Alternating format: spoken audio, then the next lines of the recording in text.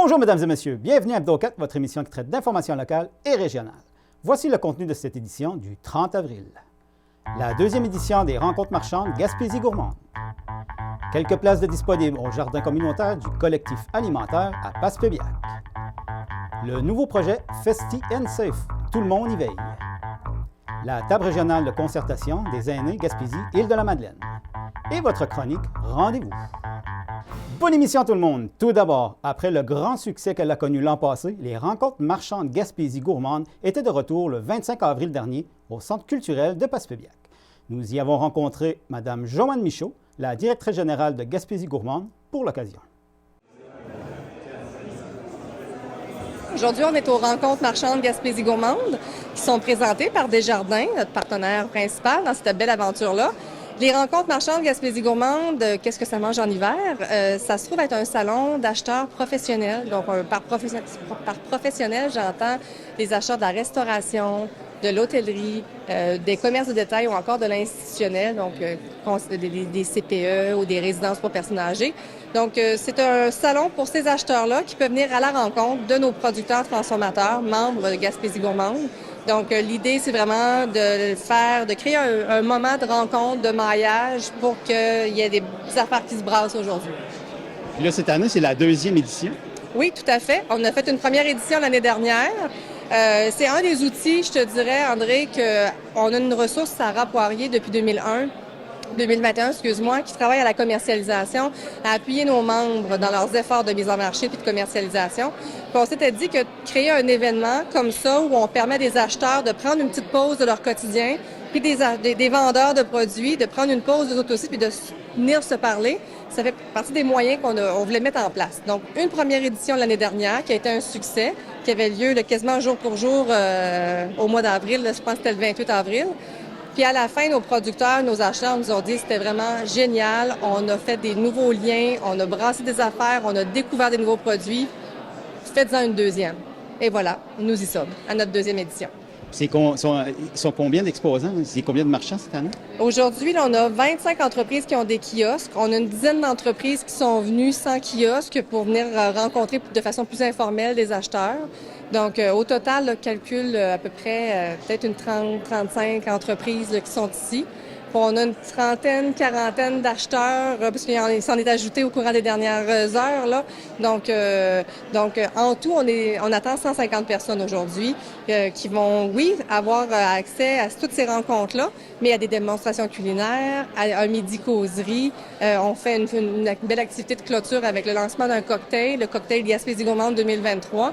Donc, une belle journée bien remplie pour faire en sorte que les produits soient plus découverts, que les gens puissent leur goûter et les acheter. Pouvez-vous nous parler un petit peu de l'importance, justement, de l'achat local? Bien, écoute, c'est sûr que nous, Gaspésie gourmande, ça fait 32 ans qu'on travaille plus de 32 ans même qu'on travaille pour favoriser l'achat local. L'achat local, comme notre campagne d'achat local s'appelle « Manger gaspésien », évidemment. Les produits sont frais, c'est de qualité. On a des producteurs qui sont passionnés avec des prix qui sont pas plus chers qu'ailleurs. Oui, il y a des produits de niche qu'on a qui peuvent être un petit peu plus dispendieux, mais on a plein de belles choses qui sont accessibles. Donc, ça fait rouler l'économie d'ici. Puis bien, ça doit devenir une évidence de manger gaspésien. Donc, ça fait rouler l'économie d'ici, c'est les entreprises d'ici qu'on fait rayonner, c'est les touristes aussi qui sont à la recherche des produits. Dans la dernière année, on a mis en place des espaces Gaspésie gourmande pour les mettre davantage en vedette, les produits de nos membres, parce que les touristes les veulent et les locaux aussi sont bien contents de dire « Hey, on a notre espace Gaspésie gourmande dans notre épicerie, tout est à portée de main ». Puis peuvent voir les nouveaux produits, les choses nouvelles qui arrivent sur les tablettes. Donc, pour toutes ces raisons-là, l'achat local doit devenir une évidence. Donc, on mange gaspésien, évidemment.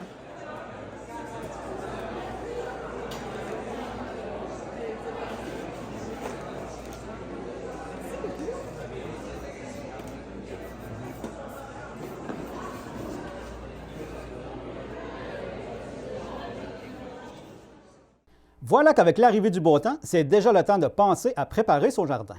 Marie-Claude Ricard, qui est chargée de projet en sécurité et autonomie alimentaire, a toujours plein de bons conseils à partager. Et paraîtrait-il qu'il reste encore quelques places de disponibles dans le jardin communautaire du collectif alimentaire à Passepébiac. Bon printemps! Bon printemps, il n'y a plus de neige! C'est le fun! Bon printemps. Puis là, c'est déjà la période pour commencer à préparer ces jardins. Ben oui, on commence à penser au jardin, on commence à le planifier. Puis ici, au jardin communautaire de Passepébiac, ben il nous reste de l'espace. Il nous reste de l'espace. Fait que si jamais vous voulez avoir un jardin, ben appelez-nous. C'est quoi l'aide que vous offrez au juste? Bien, les jardins communautaires sont affiliés avec le collectif alimentaire. Ça veut dire les gens qui ont une parcelle ici ou un bac comme celui-là au jardin communautaire, bien, ils ont accès à un espace pour pouvoir cultiver. Ils ont tous les outils.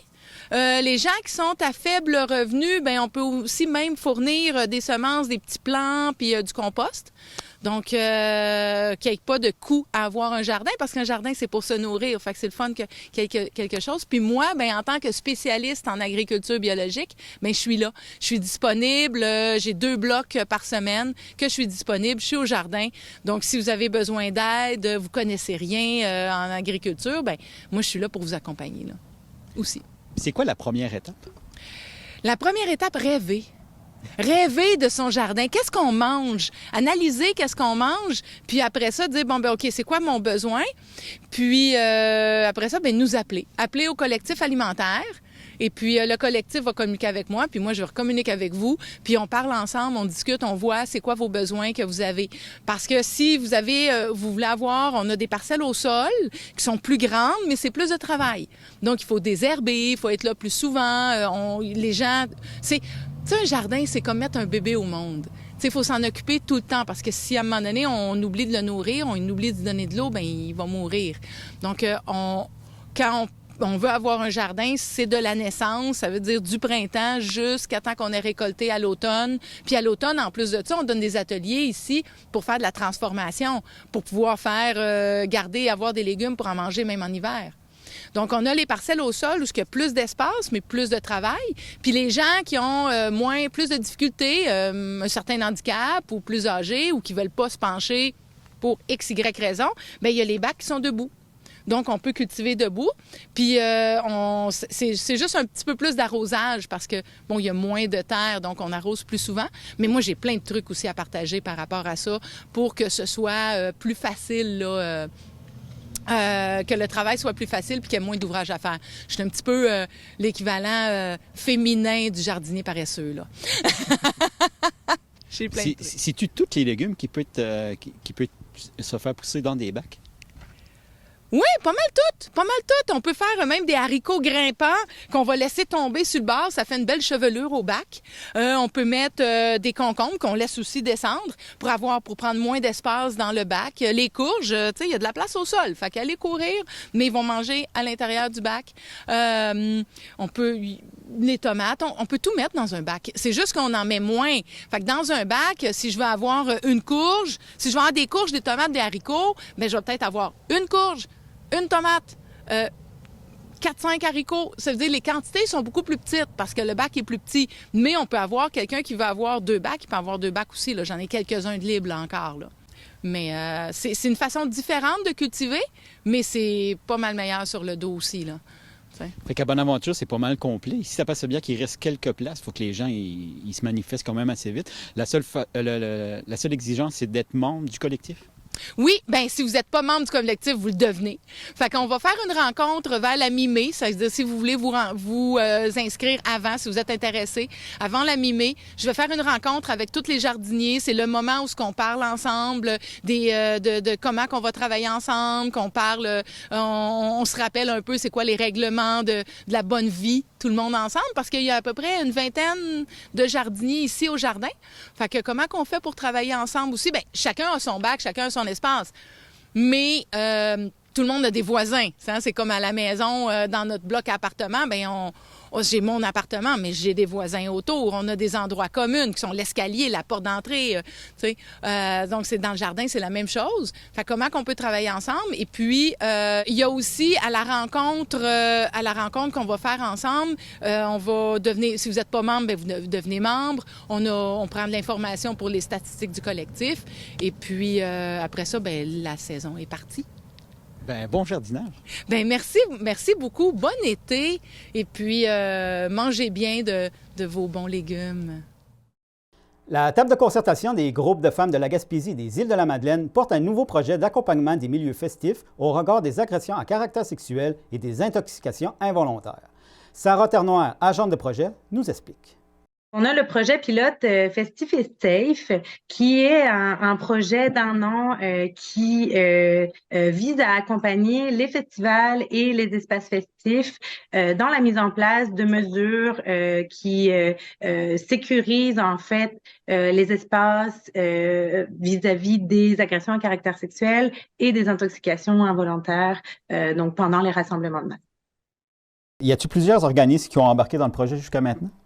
Oui, en fait, c'est un projet qui est porté par la table de concertation des groupes de femmes, mais on est en partenariat avec le Calax La Baume Gaspésie, le Calax L'Espoir des Îles et aussi l'organisme en dépendance Mi-Chemin, qui est un organisme aussi qui travaille là, dans la région. D'accord. Puis c'est quoi qui est proposé comme mesure? Donc, on a pris en fait le temps de rencontrer chaque festival ou espace festif partenaire. Donc, notre objectif, c'était d'avoir un espace par MRC pour cette première partie du projet, le projet pilote. On pouvait pas vraiment se permettre d'aller recruter tous les festivals de la région, même si l'objectif, ce serait que éventuellement nos outils soient disponibles à la grandeur de la région.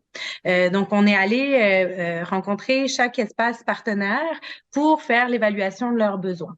Donc, ce dont on s'est rendu compte, c'est que d'abord, on était loin de partir de zéro. Les espaces partenaires, les festivals avaient déjà amorcé une belle réflexion là, sur comment mettre en place des mesures sécuritaires, notamment pour les femmes dans leur festival.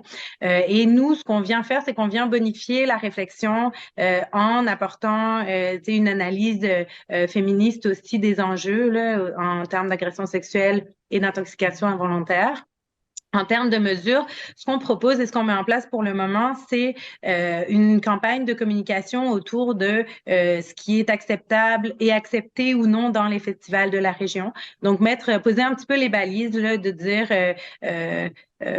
c'est tolérance zéro pour les agressions. On va mettre en place des kiosques de sensibilisation. Donc, nous, la table de concertation, les Calax et on va avoir des travailleurs de milieu aussi. On va être présents pendant les événements, donc plus, mettons, sur les journées, fin de journée, pour de la sensibilisation et de la prévention. On est en train aussi de créer du matériel de formation pour aller former des bénévoles ciblés ou des membres de l'équipe ciblée dans les festivals qui seront identifiés comme ayant été formés justement par ce projet-là, donc avec notre identité visuelle qu'on va avoir sur des autocollants. Donc, ces personnes-là seront identifiées et en cas de besoin, ce sera affiché là, que c'est ces personnes-là qu'on peut aller voir pour aller, dans le fond, discuter ou juste se mettre à l'abri. Ce seront vraiment des personnes identifiées comme safe pour les femmes. Fait qu'on a ça, on a la communication, on a la formation et puis on a aussi, on va avoir aussi des capes là, pour les verres là, en silicone là, qu'on pourra mettre sur les canettes ou sur les verres, donc qui vont être distribués gratuitement. On va avoir au niveau des bars des sous-verres pour les détections de GHB et kétamine. Donc en cas de besoin, en cas de doute, les personnes pourront aller au bar et demander ces sous-verres-là. C'est sûr qu'on n'est pas sur une fiabilité à 100%. Par contre, ça peut donner quand même une bonne idée et ça peut permettre d'aller se mettre à l'abri peut-être justement dans le kiosque qu'on aura mis sur place plus rapidement. Et puis, est-ce que j'oublie quelque chose? C'est ça, il va y avoir tout un affichage aussi sur les sites pendant le festival, donc sur des questions de consentement, sur comment agir si on est témoin d'une situation problématique, où est-ce que sont les espaces sécuritaires dans le festival, etc. D'accord. Y a-t-il beaucoup d'événements qui sont montrés intéressés jusqu'à maintenant? Oui, pour le moment, dans les partenaires confirmés, on a le FMBM, le Festival Bleu Bleu, le CICHAC à Sainte-Anne-des-Monts et le Festiplage à Cap d'Espoir. Et on attend la deux confirmations de deux autres festivals. Donc, il y a vraiment eu une belle réponse, puis je dirais une réponse rapide et très enthousiaste par rapport au projet. Ce qui est intéressant, c'est qu'on crée aussi les outils en collaboration avec les espaces festifs et les festivals. Ne serait-ce que le communiqué, là, il a vraiment été travaillé en collaboration avec les festivals. Fait c'est ça, c'est vraiment un projet d'accompagnement, puis c'est vraiment comme ça qu'on le vit. Puis on a aussi la direction de la santé publique là, qui nous conseille sur certains outils, qui vient nous apporter là un éclairage aussi niveau santé publique. D'accord. Ça, ce phénomène-là,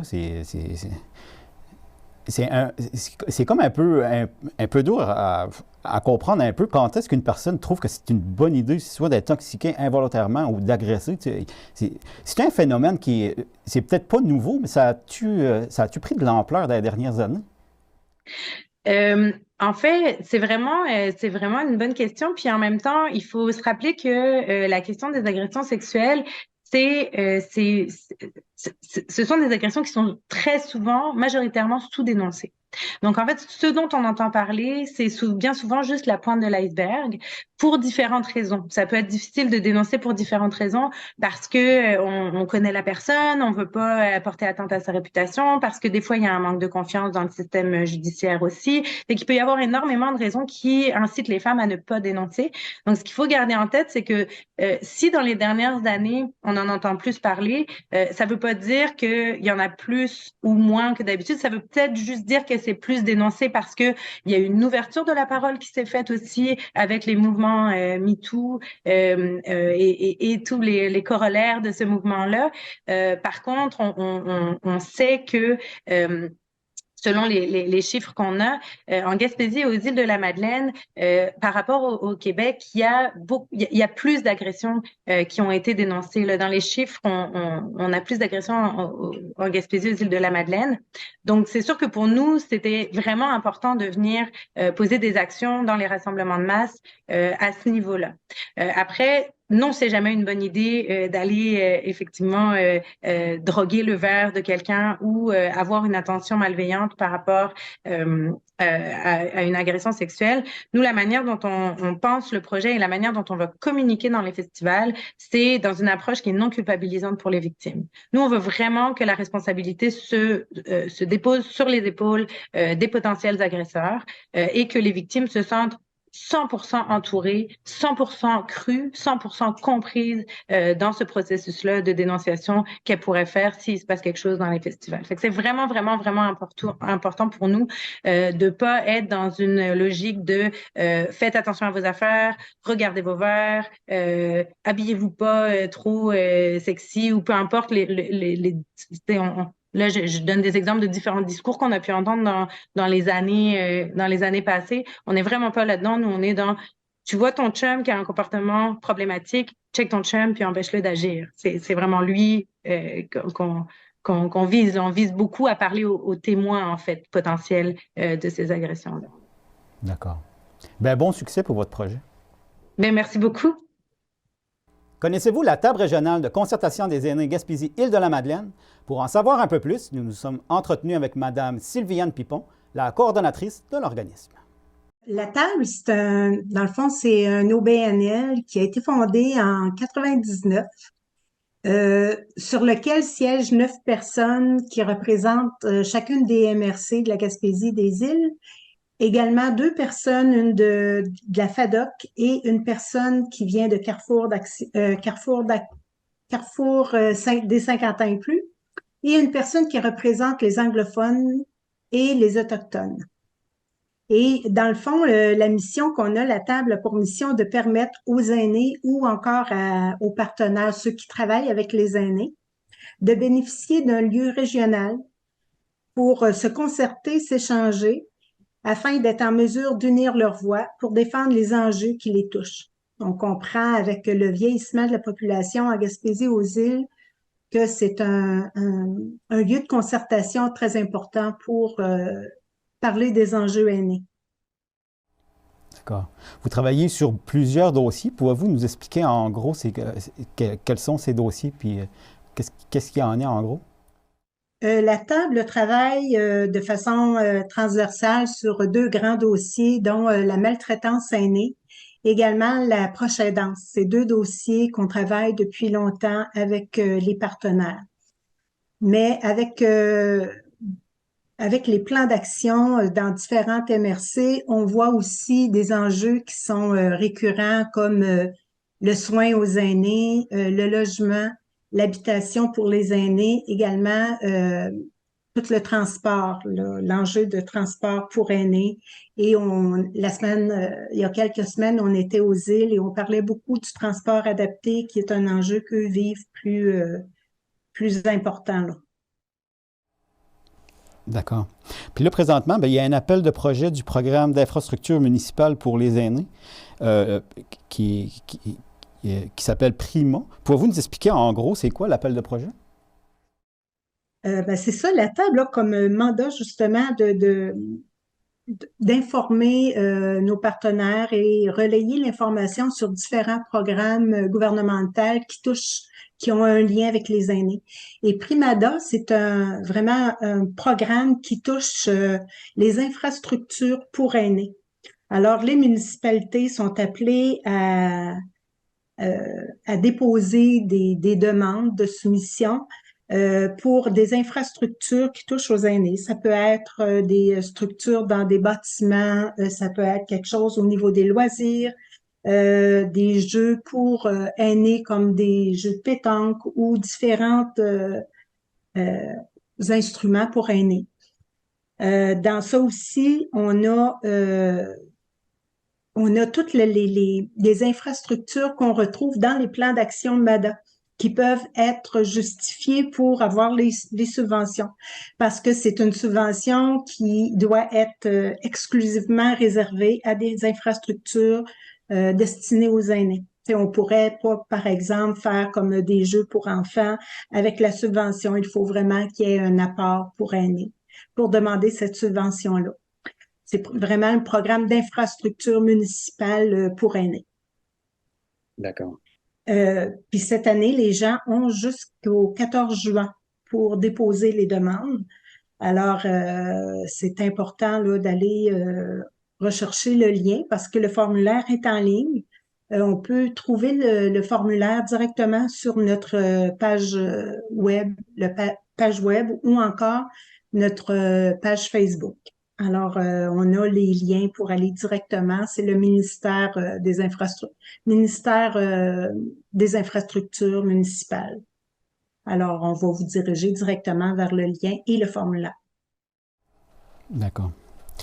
S'il y a des gens qui voudraient s'impliquer auprès de vous, est-ce qu'il y a encore de la place? Est-ce qu'il y a des possibilités de faire partie de la table régionale de concertation des aînés de la Gaspésie des Îles-de-Madeleine?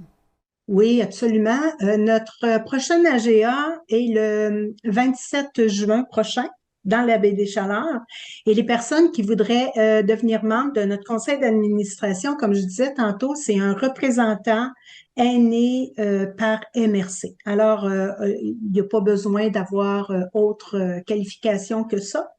Et on peut, c'est ça, envoyer la demande à la table des aînés. Et à ce moment-là, on vous envoie une invitation à l'AGA et on vous demande, ce qui vous attire justement à participer à la table.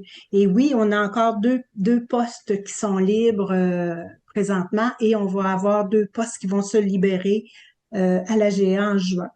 Alors oui, j'invite tout le monde là, qui veulent représenter les aînés de leur territoire à participer à ce conseil d'administration. Y a-t-il des choses qui sont à surveiller prochainement? Y a-t-il des choses qui s'en viennent? Oui, de fil en aiguille, chacune des municipalités sont en train d'adopter leur plan d'action MADA. Alors, la plupart je dirais des 5 MRC, je dirais 5 MRC sur 6 sont en attente pour l'approbation de leur plan d'action. Alors, à tous les mois, nous, on en fait la promotion à chaque fois qu'il y en a une qui sort justement, on en fait la promotion, puis c'est des mises à jour, puis ça faisait plusieurs années que les politiques MADA n'avaient pas été mises à jour. Alors, c'est intéressant, c'est dynamique. Il y a beaucoup d'actions qui sont entreprises par les municipalités pour les aînés. Alors, j'invite les gens là, à parcourir, à aller sur les sites aussi des MRC. La plupart sont affichés là, dans les documents des MRC. D'accord. Il y a aussi, à chaque année, depuis 2002, bien, il y a le prix Hommage. Hommage aux aînés. C'est-tu les gens qui proposent une personne? C'est comment ça fonctionne? Oui, il faut être un organisme qui propose un aîné qui a fait du bénévolat beaucoup et qui représente bien sa région ou sa localité. Vous pouvez aller directement sur notre site et faire imprimer le formulaire ou le remplir directement en ligne.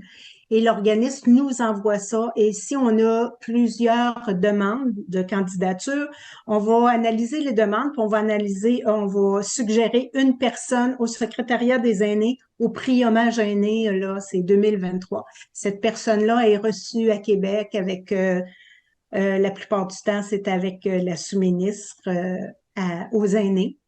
Et puis, elle reçoit un prix Hommage. C'est un prix qui est très prisé par les aînés, là. On fait ça depuis qu'on est formé, là, depuis que l'organisme est formé, qu'on remet ce prix-là. D'accord. Les gens ont jusqu'au 12 mai pour remplir, pour faire la promotion d'une candidature. Et voici votre chronique Rendez-vous.